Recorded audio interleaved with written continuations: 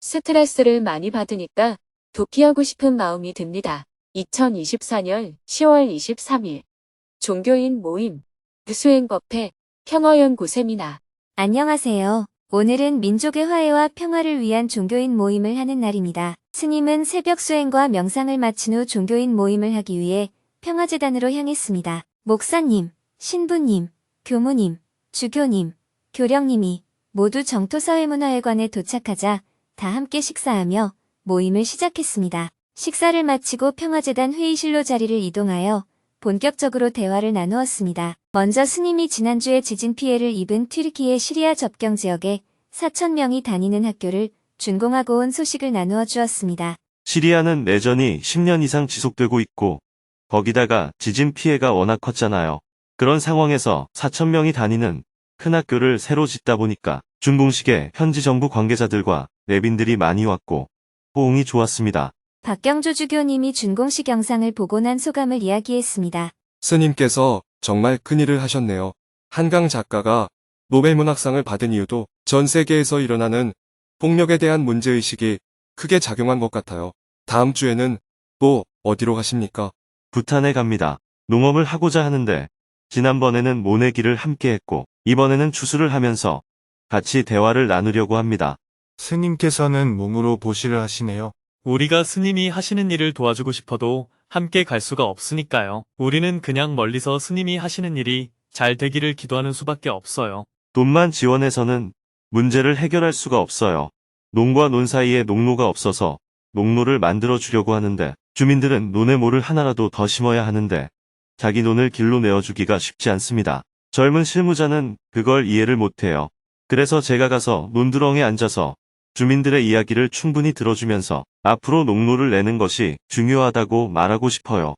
이런 문제는 돈만 갖고는 해결을 할 수가 없어요. 이어서 다음 달에 진행할 예정인 수은 최재우 대신사 탄신 200주년 기념 순례 프로그램 초안을 함께 검토하고 의견을 나누었습니다. 최재우 대신사가 태어난 생가와 깨달음을 얻은 동학의 발상지 등 순례할 코스, 동학사상이 한국 근현대사에 미친 의미에 대한 대화 마당 등 세부 프로그램, 숙박 장소, 이동 방법에 대해 최종 확정을 한 후 대화를 마쳤습니다. 박종화 목사님은 우크라이나 전쟁 지원을 위해 파병된 북한군 소식에 대해 안타까운 마음을 이야기했습니다. 우크라이나에 파병된 북한군 중에 사상자가 많이 나올 것 같아요. 총알바지가 된다고 봐야 하거든요. 민족의 비극이라고 생각합니다. 정말 안타까워요. 박남수 교령님은 한반도에 전쟁이 일어날 위험이 어느 때보다 높아진 것에 대한 우려를 이야기했습니다. 남한 정부에서는 대북 확성기 방송을 해서 북한을 자극하니까 북한에서는 오물풍선을 날리고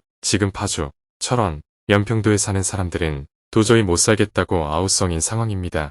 박경조 주교님도 한마디 덧붙였습니다. 남한에서 보낸 무인기가 평양 상공을 날아서 전단을 살포한 건 명백하게 정전협정 위반이거든요. 북한도 정권이 위태롭고 남한도 현 정부의 지지율이 최악의 상황이고 그러다 보니까 양쪽 다 엉뚱한 짓을 해서 위기를 모면하려고 하는 것 같아요. 옛날에 김일성과 박정희가 긴장 국면을 이용해서 독재를 강화했던 것처럼요. 만약 한반도에 전쟁이 일어나려고 하면 우리 종교인들이 전쟁 반대를 위해 탱크 앞에 서서 깔려 죽는 것부터 결의를 합시다. 우리는 나이도 많아 누릴 것을 다 누렸잖아요. 젊은 사람들은 앞으로 살 날이 많고요. 스님도 현재 상황에 대해 깊이 우려를 표했습니다. 지금 한반도의 상황은 내일 당장 전쟁이 나도 하나도 이상하지 않을 만큼 매우 위험한 상황에 놓였습니다. 게다가 의료 대란 문제도 갈수록 국민들에게 큰 피해를 줄 것 같아요. 정치가 해결을 못하고 있으니까 큰일입니다. 다음 달에 다시 모여서 대화를 나누기로 하고 9시 30분이 넘어서 모임을 마쳤습니다. 스님은 종교인분들을 배웅한 후 수행법회 생방송을 하기 위해 서울 정토회관 방송실로 이동했습니다. 오전 10시부터는 정토회 회원들이 모두 화상회의 방에 입장한 가운데 수행법회 생방송을 시작했습니다. 먼저 지난 한 주 동안 정토회 회원들의 활동 모습을 영상으로 보았습니다. 이어서 스님이 인사말을 했습니다. 날씨가 갑자기 쌀쌀해졌죠. 올여름은 무더웠는데 비가 온 뒤에 기온이 많이 떨어졌습니다. 서늘한 가을이라기보다는 오히려 초겨울이 된 것처럼 추운 날씨입니다. 내일 아침에는 기온이 더 떨어진다고 하네요. 서울은 5도까지 떨어진다고 하는데 바람이 불면 체감 온도가 더 떨어지겠죠. 여름에 더울 때는 겨울이 오지 않을 것 같더니 벌써 겨울 날씨가 감지되고 있습니다. 그래서 아마 옛날 사람들이 세월을 이기는 장사가 없다고 말한 것 같습니다. 갑자기 기온이 떨어지면 감기에 걸릴 확률이 높으니까 옷을 따뜻하게 입고 건강에 유의하시기 바랍니다. 보통 첫 추위에 떨면 1년 내내 떤다는 말이 있습니다. 첫 추위에 한기가 들지 않도록 유의하시기 바랍니다. 이어서 사전에 질문을 신청한 분들과 대화를 나누었습니다. 3명이 손들기 버튼을 누르고 스님에게 질문을 했습니다. 그중 한 명은 현실에서 도피하고 싶은 마음을 어떻게 다스려야 하는지에 대해 질문했습니다. 스트레스를 많이 받으니까 도피하고 싶은 마음이 듭니다. 저는 남들 앞에서 잘 보이고 싶어 하는 마음과 스스로에 대한 기대치가 커서 기대하는 만큼 되지 않을 때가 많습니다. 또한 일할 때 스트레스도 많이 받고 그 스트레스와 긴장감으로 몸이 힘들 때도 많습니다. 작년에는 논문을 쓰는 학기였는데 어깨 통증이 너무 심해서 정형외과를 간 적이 있습니다. 의사 선생님 말씀으로는 몸에 특별히 새로운 문제가 생긴 것 없고 스트레스로 인해 어깨가 뭉치고 아픈 것이라고 합니다. 논문을 써야겠다고 생각하면 머리가 하얘져서 결국에는 한 학기를 휴학했습니다. 논문만 생각하면 괴로워서 게임이나 드라마, 애니메이션 같은 순간적인 쾌락에 빠졌습니다. 복학을 했지만 논문은 쓰지 않고 수료만 하기로 했습니다. 하지만 지금도 제가 논문을 쓸 수도 있다는 생각이 들면 머리가 하얘지고 불안과 부담감으로 주변 환경이 눈에 잘 들어오지 않습니다. 제가 노력한 만큼 결과가 돌아온다는 것을 알고 있습니다. 하지만 제가 다른 사람들보다 스트레스를 너무 많이 받고 긴장을 많이 하다 보니 현실에서 도피하고 싶어 하는 것 같습니다. 어떻게 하면 제가 현실을 객관적으로 마주하고 당차게 살아갈 수 있을까요? 누구나 다 잘하려고 하다 보면 긴장을 좀 하게 됩니다. 선을 보러 간다고 할 때도 잘 보이고 싶은 마음이 있으니까 좀 긴장하게 되고, 면접하러 간다고 할 때도 합격하고 싶으니까 긴장할 수밖에 없습니다. 수험생도 시험을 잘 치고 싶으니까 긴장할 수밖에 없고, 운동선수가 경기를 할 때도 잘하고 싶으니까 긴장할 수밖에 없습니다. 올림픽에서 양궁 선수들의 심박수를 측정해 봤더니 활을 잡아당길 때는 긴장을 하기 때문에 심박수가 평소보다 빨라진다고 합니다. 평소에는 선수들의 심박수가 70bpm 정도라면 활을 쏘기 직전 대다수 선수의 심박수는 100bpm 정도가 보통이라고 해요. 그런데 한국 양궁 선수 중 한 명은 심박수가 평상시보다 약간 높은 80bpm 정도였다고 합니다. 그만큼 침착했다는 방증이죠. 그런 상황에서도 침착할 수 있으려면 첫째, 자신감이 있으면 됩니다. 둘째, 결과에 연연하지 않으면 됩니다. 내 실력대로 해서 잘 되면 다행이고 못 돼도 그만이다 하고 생각하면 되는데, 대다수 사람은 결과에 연연하죠. 실력이 없는데도 실력보다 더 좋은 결과를 얻고 싶다는 욕망이 있으니까 긴장할 수밖에 없는 거예요. 그러나 이런 긴장은 결과적으로 더 안 좋은 결과를 가져옵니다. 이성적으로는 긴장을 하면 손해인 것을 알아도 무의식 세계에서는 잘하려고 합니다. 그래서 누가 긴장을 하고 싶어서 합니까? 긴장이 저절로 되는 걸 어떡하라는 겁니까? 이렇게 말하기도 하죠. 긴장이 되는 건 자연스러움이에요. 누구에게나 다 일어나는 현상이지만 너무 지나치게 긴장하는 사람이 있긴 합니다. 어떤 사람은 시험을 치러 가는 날에 지나치게 긴장해서 공부를 다 해놓고도 시험장에 못 가는 사람도 있습니다. 며칠 전 증문즉설에서 어떤 질문자는 공부는 했는데 너무 긴장돼서 시험 치러 안 간 경우가 4번이나 된대요. 그러면 공부를 안 하면 되는데 또 시험을 치려고 공부를 한다는 겁니다. 이 정도로 심하면 병이라고 할 수 있습니다. 이렇게 정신질환 수준까지 이르렀다면 첫째, 신경정신과에 가서 의사의 진찰을 받고 증상에 따라 치료를 받아야 합니다. 보통 사람은 긴장이 좀 많이 될 때 안정제를 먹으면 조금 긴장이 가라앉는 효과를 볼 수 있습니다. 긴장되는 걸 조금 완화해주는 물질이 신경안정제예요. 의사의 진단 결과가 치료를 필요로 하는 정도는 아니고 보통 사람들이 긴장하는 것보다 조금 심한 정도면 안정제를 먹으면 긴장을 조금 완화시킬 수 있습니다. 차멀미를 하는 사람이 차를 타기 전에 멀미약을 먹고 차를 타는 것과 같아요. 그것처럼 신경안정제도 어떤 특별한 치료약이 아니라 긴장을 약간 완화해주는 약이에요. 열이 나면 먹는 해열제와 같다고 보면 됩니다. 자꾸 안 되는데 어떻게 하면 되느냐 하고 반문할 것이 아니라 기본적으로 이런 증상이 있다면 그 증상에 맞는 어떤 대처를 해야 합니다. 둘째, 수행적으로 문제를 푸는 방법은 잘하겠다는 생각을 의도적으로 내려놓는 겁니다.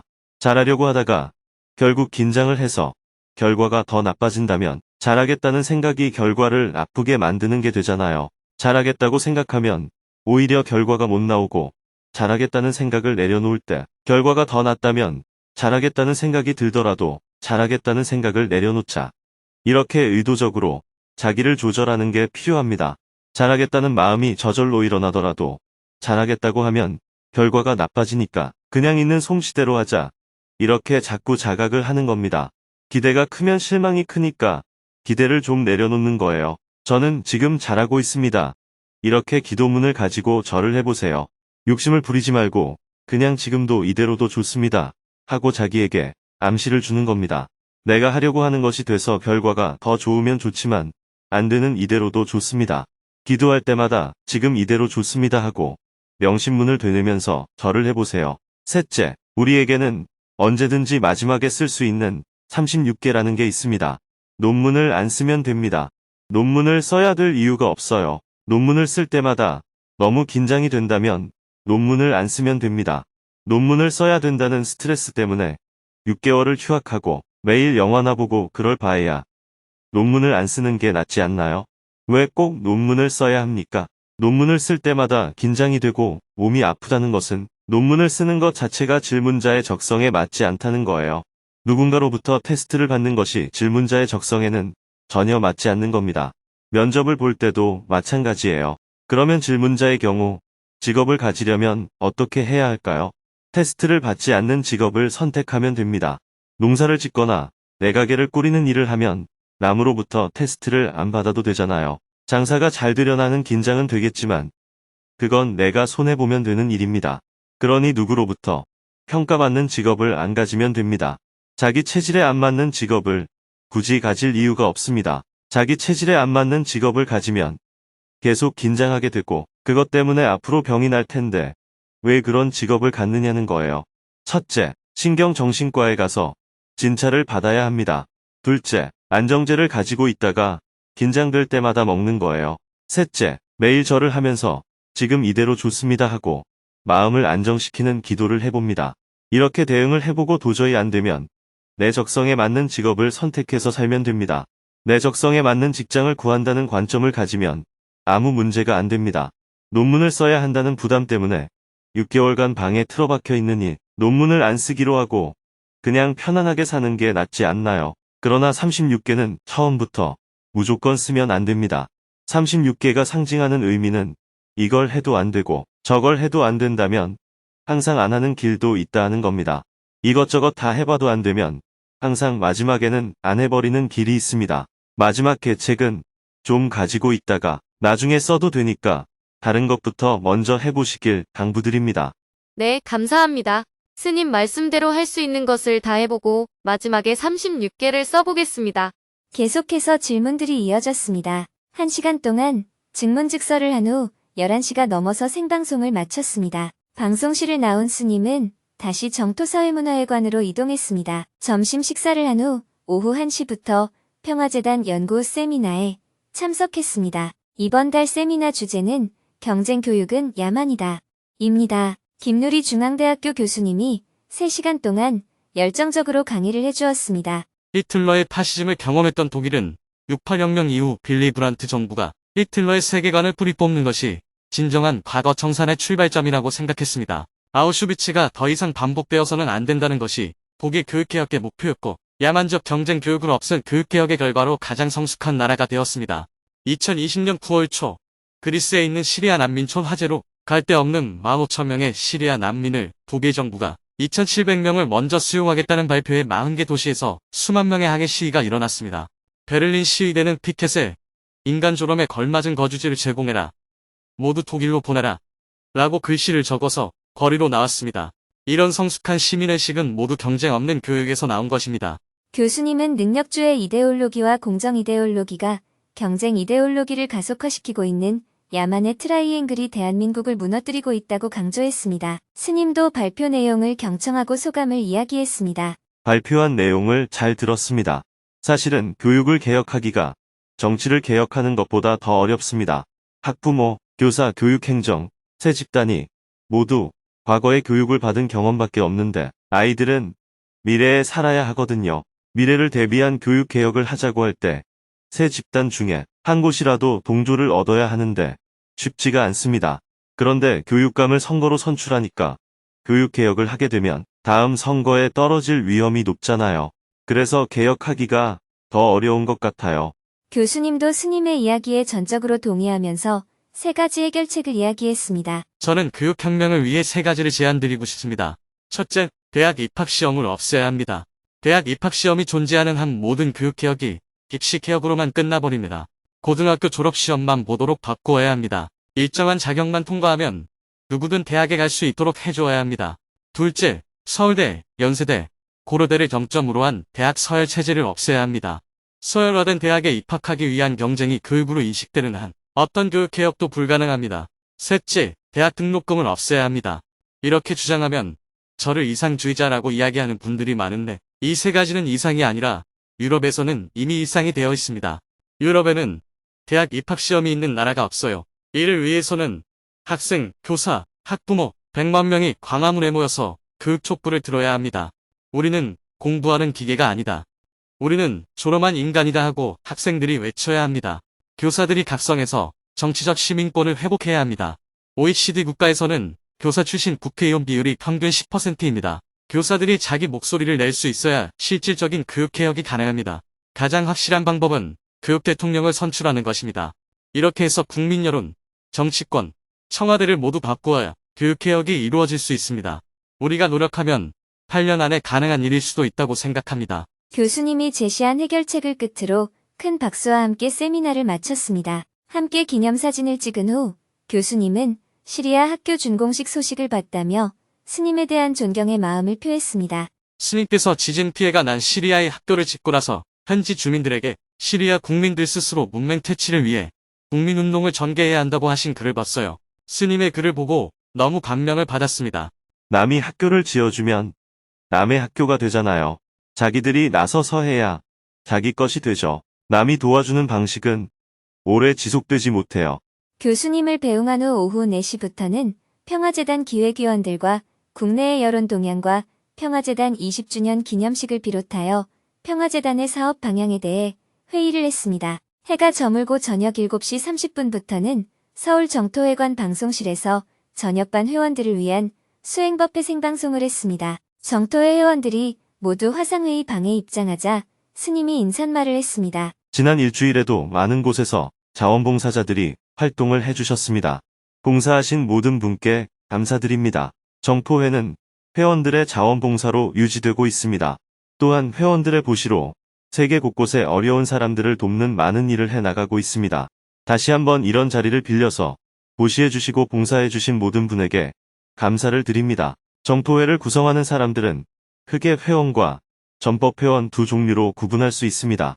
봉사를 기준으로 하면 책임 봉사자와 자율 봉사자 두 종류로 나눌 수 있고요. 지금은 전법회원들이 2주일 동안 매일 300배 정진을 하는 정일사 정진 기간입니다.